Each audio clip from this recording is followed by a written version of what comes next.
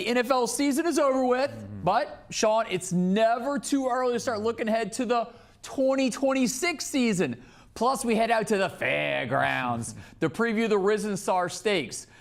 But hey, we got Sean in here to talk some football. Last week, Sean, you got an appetizer of the Super Bowl. Hungry to cover a local team in the big game instead of just going out there to cover Drew Brees going in, elected into the Hall of Fame? Yeah, it sure would be nice to cover a team in the hunt for a Super Bowl again. I don't necessarily have to see them back in the Super Bowl, though that would be great as well. But a team maybe in the hunt for a Super Bowl again, becoming a contender, sure would be nice. And hopefully that's coming sooner than later. It's been 16 years now, so we're getting a little antsy. But I just want I don't want to be greedy, Sean. Just give me the playoffs next year. I agree. I'll take a division title, Let's see. All right, let's get to the opening line. Black and gold in 2026. Mock draft season, oh yeah, and the Risen Star Stakes. All right, Sean, Jeff Duncan and the Tom-Picayune and a contributor here at Fox 8 said the 2025 season was a success for Mickey Loomis. He used the draft and free agency as reasons for the story. What do you think about this? Well, we did a podcast on this a couple of weeks ago, and we really crunched the numbers. We really looked at it, and I know it had been common or popular or whatever to beat up on Mickey Loomis over the last couple seasons. And look, some of that is rightfully deserved, but for the calendar year of 2025, Mickey Loomis did better than people perhaps want to admit. You think about the draft class that they were able to get. You talk about potentially finding your franchise quarterback in Tyler Shuck. And then you go out and you sign Chase Young, who has a career year after missing 5 games, to a very middle-class, affordable contract, 3-year, $51 million. And then the other big contract that he signed was Juwan Johnson. At the time, it felt like he was overpaid. Juwan Johnson had a great year as well, and in a year full of injuries on the offensive side of the ball, Juwan Johnson was able to stay healthy. And now it looks like their cap situation is getting a little bit better.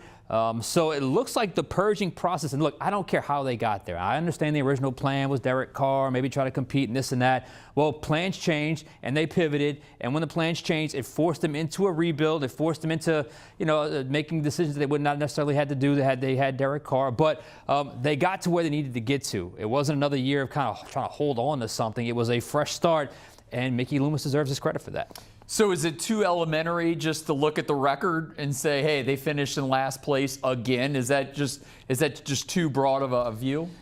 Look, the record matters. There's no doubt about that. But this was a rebuild. This was a rebuild, even if they don't want to call it that. This was a rebuild. I mean, we saw them go to 1-7. Then we see them finish 6-11. And when you have a rebuild and you're able to win 6 games, and let's be honest, everyone understood this was a rebuild as it was happening. When you talk about, who had to play at quarterback and some of the moves that you were able to make. So as that is happening, you were able to bottom out and swing back up, if you will. You get to 1-7, it's looking really, really bad. You're not even sure about your head coach at that point. Then all of a sudden, you make the move to Tyler Shuck. Everything clicks. Now you're 5-4, heading into 5-4. You finish 5-4. So from 1-7 to 6-11, that makes that overall record, feel a little bit better because of the way you got there. And now you head into the offseason with some momentum, with some cap space, with the biggest box checked at quarterback and Tyler Shuck. So, yeah, I mean, look, I don't want to downplay the record because the record is very important. But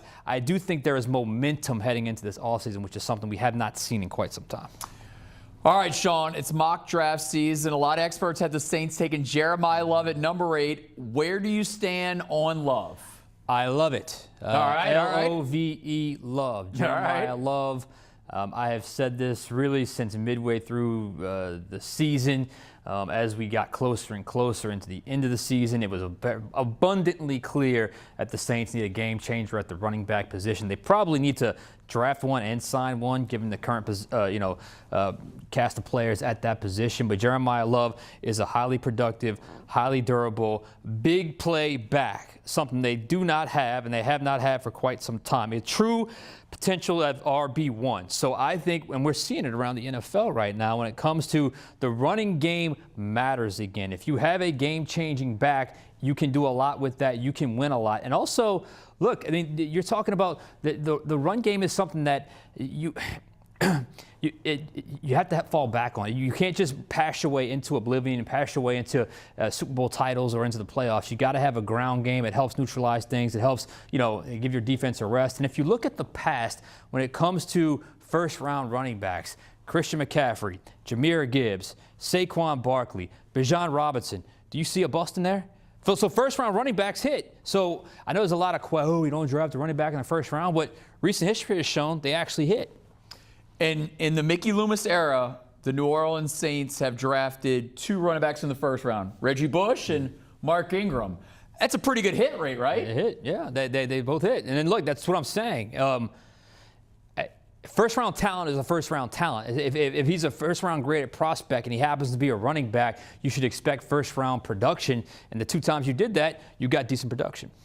Mel Kiper is kind of the outlier of all these guys. He has him taking Jordan Tyson, which I've seen some people do. Is that another intriguing option, do you think? Yeah, absolutely. If Jeremiah Love is not available, or if they decide not to go in that direction and decide Jordan Tyson is a player they can get to and can help their offense, I say absolutely. He is another explosive playmaker. It's funny, when LSU signed Sam Levitt, I go back and watch Sam Levitt tape. Jordan Tyson's all over it. Jordan Tyson is all over it at Arizona State because obviously Levitt was his quarterback. And he is a guy that 6'2", 215, can run, can make big plays downfield, but also run after the catch, which is something I believe this offense is missing. A guy that can take a short route, catch the ball, and go. Break a few tackles, and all of a sudden it's a big play. I think you're sensing a theme here.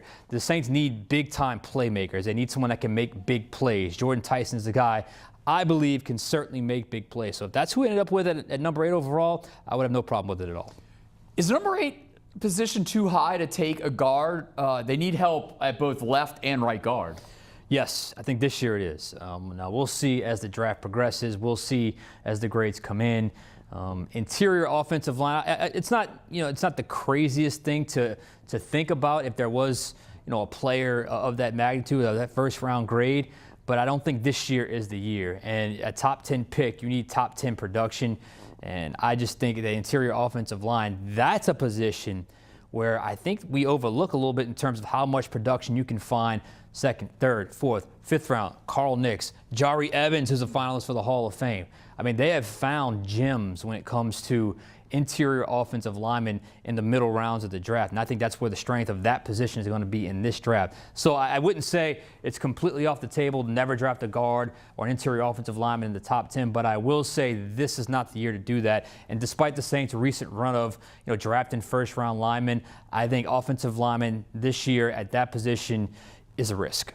That was my last mock draft question. I got a bonus question for you, Sean. When is Sean Fazende mock draft 1.0? When is that being released? I know you're kind of figuring it out right now. Yeah, and I'm going through all the tape right now. I generally do 3. I do one after the combine, I do one after free agency, and I do one right up until the draft. So it usually lines up to where it's either late February, early March, late March, and then mid to late April. So the first one will come whenever the combine numbers come in. I think the combine's in a couple of weeks. So when the combine numbers come in, you'll get a look at them because the Saints are big, physical dimensions, measurements, those types of things. You get a better look at these guys, injury history, that sort of stuff. So I think after the combine will be the first Fazende mock 1.0. Okay, all right, stay tuned for that. Sean, I got to ask this like 5 times on the parade route. I know we talked about this on shows before, but if there's one Saints player that's not going to return from this 2025 season, from this past season going into next year, is Demario Davis the favorite to be not returning to the black and gold? And that puts in the Cam Jordans in the world and in a few other of the veterans. I would say there's a chance, but I still believe he's going to be back. To me, it's Alontae Taylor. I think that's the riskiest one from the lose from last year to this year because for one reason only. I think Alontae Taylor is going to command big money on the open market, and he's a little bit of a hybrid type position, which can get tricky in negotiation. So I could certainly see a situation where the Saints value him at a certain position, at a certain number, and perhaps on the open market, he can get higher than that based off of different projections from each team. And he has other connections around the NFL with guys that have coached him. I mean, I'm thinking of the Bears right now with Dennis Allen and his defensive coordinator there. So Alontae Taylor would be the guy that I would worry the most about because I could just see another team just completely outbidding for his services. Demario Davis is interesting right now because I think this is a poker game, and neither guy is willing to overcommit right now. This time of year, Mickey's a fantastic poker player, and Demario Davis is a guy that understands. He just had a career year at 37 years old, and he's not taking any kind of hometown discount. So we'll just see where this goes, because look, I know it's easy to think if I go on the open market, I will make a lot of money, but at that age, at that position, it's not always guaranteed. That's the big difference between he and Alontae Taylor. Alontae Taylor is 26 years old, whereas Demario Davis is a decade older. So those would be the two, though, I would worry about the most, Alontae and Demario. So if Demario thing stays, then that means that Danny Stutzman will probably still have to come off like the bench there. It'll be Pete Werner and Demario Davis, and Danny get some moves. Absolutely, and I think Danny Stutzman gets even more playing time. He got more playing time on defense than I thought he would this year, and I think that actually helped Pete Werner. So I think that rotation remains the same. Now, if your situation plays out and Demario is gone, I don't think it's a guarantee you just plug in Pete Werner and Danny Stutzman. I think now linebacker becomes a much bigger need, and maybe they go and sign a guy in free agency, maybe they draft someone, because as of right now, I don't necessarily see it, I wouldn't rank it in the top 3 or 4 in terms of Saints needs, but if Demario goes and you got to turn to Pete Werner and a second-year pro and Danny Stutzman, even if they become the starters, I think you would have to add some competition to that room. I think Cam Jordan doesn't want to end his career somewhere else. I've talked to some people about this past week. Sean, I think there's something to be said of just playing for one team, because I think it's I'm sure Emmitt Smith will look back and kind of cringe when he sees himself in a Arizona Cardinals uniform. Yeah, look, I understand the situation, and I understand what Cam was doing at the end of the year. And he's coming off of a double-digit sack season. You know, I was one of the ones a little skeptical of him having to play stand-up outside linebacker and dropping coverage at times. But he took it and ran with it, and he played great. Now, I think what Cam was saying was he wasn't taking – what people don't understand is Cam took, like, I forgot what his base salary was, but he dropped it all the way down to league minimum, and he tried to earn it back with incentives, which he did. He earned like $6 or $7 million in incentives based off of the sack total I was talking to you about. Now, what you can do if you're the Saints – maybe you can keep it incentive based, but you don't have to drop it all the way down to $1 million. Maybe you give him like a $5 million raise, so you start at $6 million and you can earn it back up from incentives, and maybe you can get up to, $10, $11 million. I understand where Cam is coming from, because he took a big time leap of faith and a big time discount to stick around. He wants a little bit more show of faith, and I think with the Saints cap picture right now, I think they can sustain it. They gave him a little bit of a bump up when it comes to a raise. The safety position, Sean. Right now, I know that Julian Blackmon's coming off an injury, but it looks like he's already working out again at the Saints facility.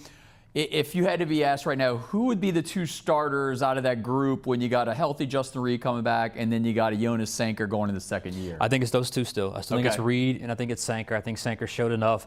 I think he's a guy that's certainly grown and developed. Blackmon is interesting because him coming back, signing that extension, he's a guy Brandon Staley loves. And even if you don't technically the starter, you can do a lot in today's NFL with that 3 safety, heavy nickel, big nickel look when it comes to stopping the run and playing certain coverages. And Blackmon has the versatility to do so. I talked about Alontae Taylor a little bit earlier. Blackmon has the versatility to play some nickel if that were indeed something they would need him for if Alontae Taylor hits the open market and signs elsewhere. So I think it's going to be Reed and Sanker, but I do think all 3 of those guys are going to play. Reed, Sanker, and Justin Blackmon. All right, you talked about the combine. It's going to start at the end of the month. Give me a name to keep an eye on. I know there's over 300 dudes that are going to be there in Indianapolis. Is there somebody that you're going to start focusing on? Yeah, there are 2 names, and I'm continuing from the Senior Bowl because they weren't on my radar. Now they are. One, Notre Dame wide receiver Malachi Fields, 6'3", 200 pounds, big guy, highly productive. Saints coaches coached him. From what I understand, they really liked his week of work in Mobile at the Senior Bowl. Probably a second-round-ish type grade right now. Could certainly move up with a big combine. I don't think he has quite the top-end speed to crack the first round. And the other guy, I don't believe the Saints coached him, but it's Georgia Tech interior offensive lineman Keelan Rutledge. Keelan Rutledge is a guy I keyed in on his practice because I really wanted to key in on interior offensive lineman, and I noticed him playing left guard, right guard, center, left guard, right guard, center, getting to the second level. Went back and watched some tape, and Georgia Tech had a beautiful run scheme. It was if you're into film like I am, it's a very almost like theater-like choreography when it comes to their run scheme. So those would be the 2 names.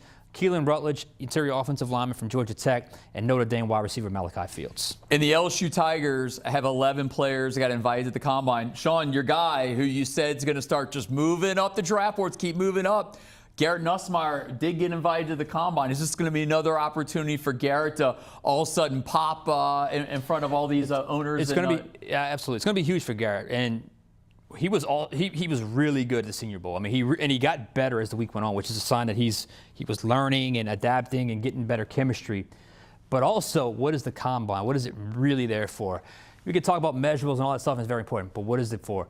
It is for medical information. And if doctors can get a look at the oblique injury and A, get an idea of just how bad it was, which impacts the production he had, and B, how far he has healed, well, then you have a healthier player and a guy that has a legitimate reason why his production dipped. I am telling you, Garrett Nussmeier, I believe, is going to end up in the second round in this draft. So then what, first round quarterbacks right now, you think it might just be Mendoza? You think Ty Simpson? I think Ty Simpson eventually gets in there despite only having, 15 starts, maybe something like that, 14 starts. I think ultimately supply and demand is supply and demand. When it comes down to it, he's a very clean prospect. I know his play tailed off a little bit towards the end of the season last year, but I think there's going to be some quarterback-needy teams in that later part of the first round, maybe an early second round that could use him. And if he's early second round, usually that means a team's going to trade back into the first round to get him. So that's why I think Fernando Mendoza, and yes, I think Ty Simpson's also. Those are two quarterbacks in the first round this year. A few seconds left. I thought it was crazy to listen to, Sean. I was on the Todd McShay podcast listening this morning. They were talking about trading out of 2026 draft to get more first-round picks in 2027. People are already turning their back on the 2026 draft. Yeah, it's interesting how down people seem to be when it comes to the prospect. I think people are really trying to gather themselves when it comes to trying to figure this whole NIL landscape that they're on right now, because guys that would normally come out in years past are sticking around for seemingly unlimited eligibility in college football. So I will say this, though, and we saw this last year into this year, you can't always count on next year's class, because last year's class thought this year's class was going to be good, and it didn't happen. So you can't always count on next year's class.